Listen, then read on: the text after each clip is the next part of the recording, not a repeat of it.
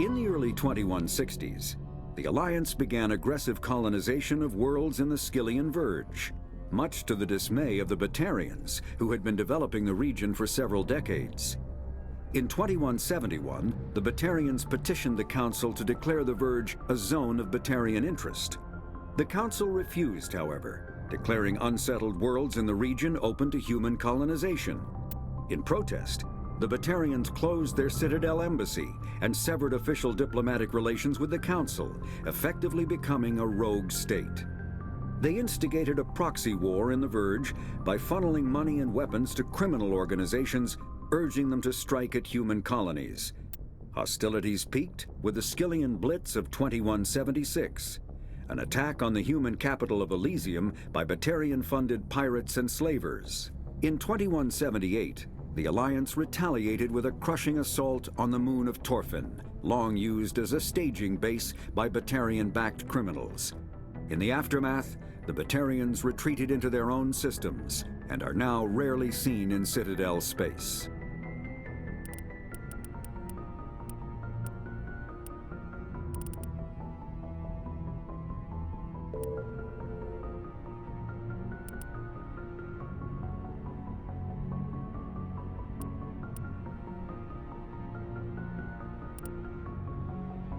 The Normandy is a prototype starship developed by the Human Systems Alliance with the assistance of the Citadel Council. It is optimized for scouting and reconnaissance missions in unstable regions using state-of-the-art stealth technology. For most ships, the heat generated through standard operations is easily detectable against the absolute zero background of space. The Normandy, however, is able to temporarily sink this heat within the hull. Combined with refrigeration of the exterior hull, the ship can travel undetected for hours or drift passively for days of covert observation. This is not without risk. The stored heat must eventually be radiated, or it will build to levels capable of cooking the crew alive. Another component of the stealth system is the Normandy's revolutionary Tantalus drive, a Mass Effect core twice the standard size. The Tantalus drive generates mass concentrations that the Normandy falls into, allowing it to move without the use of heat-emitting thrusters.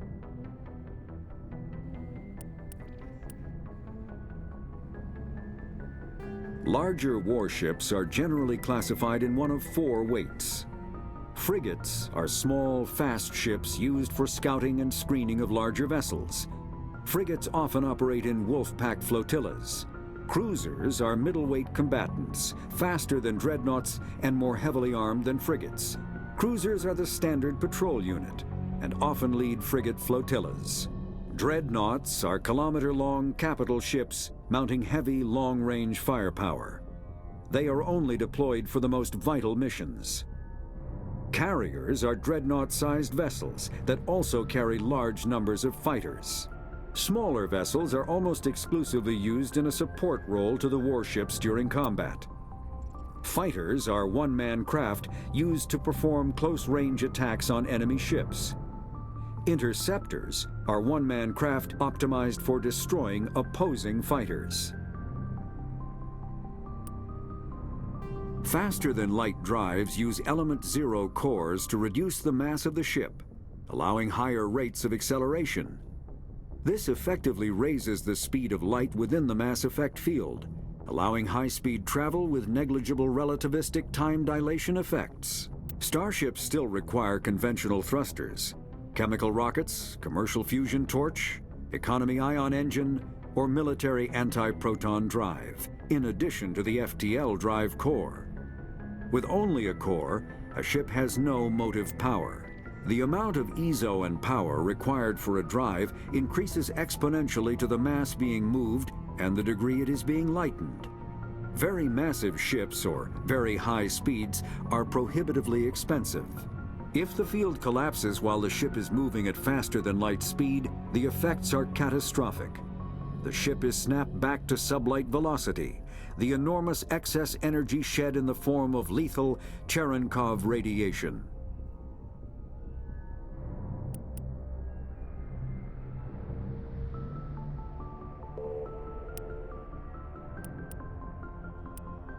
There are between 2 and 400 billion stars in the galaxy, and less than 1% of them have ever been visited or had their systems properly surveyed. Humanity's early expansion into the Attican Traverse was haphazard, a desperate race to claim habitable planets where populations can be economically settled. Ignored in the wake of this land grab were thousands of less hospitable worlds, each potentially rich with industrial resources. The wealth of entire solar systems lies untapped, waiting for corporate survey teams or independent pioneers to discover and exploit them. However, this is not an easy task.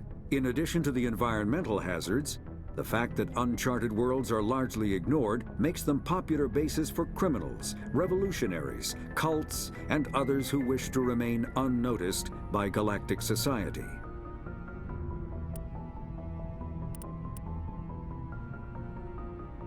Noveria is a cool, rocky world with most of its hydrosphere locked up in massive glaciers.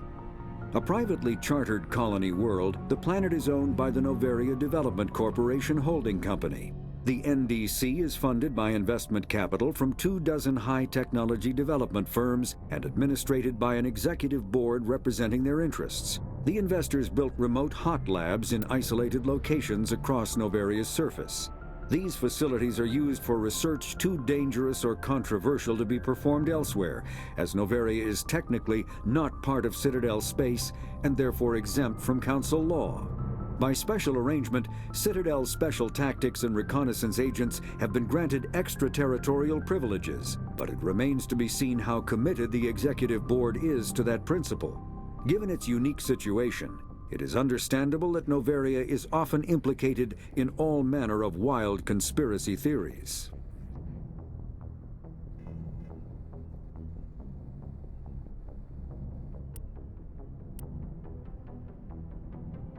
Pharos is a habitable world in the Attican Beta Cluster.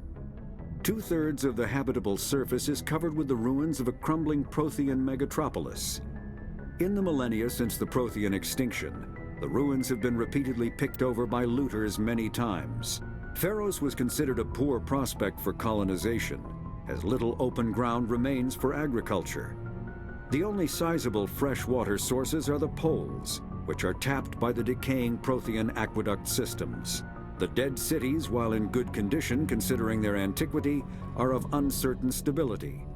Ground level is congested by 12 meters of fallen debris, and the air is fouled by dust. In 2178, the Human Exogeny Corporation announced its intention to place a permanent colony on Pharos to thoroughly explore the ruins. The pioneer settlement was placed on the upper levels of several intact skyscrapers, using the surviving Prothean aqueducts and rooftop hydroponic gardens to support the population.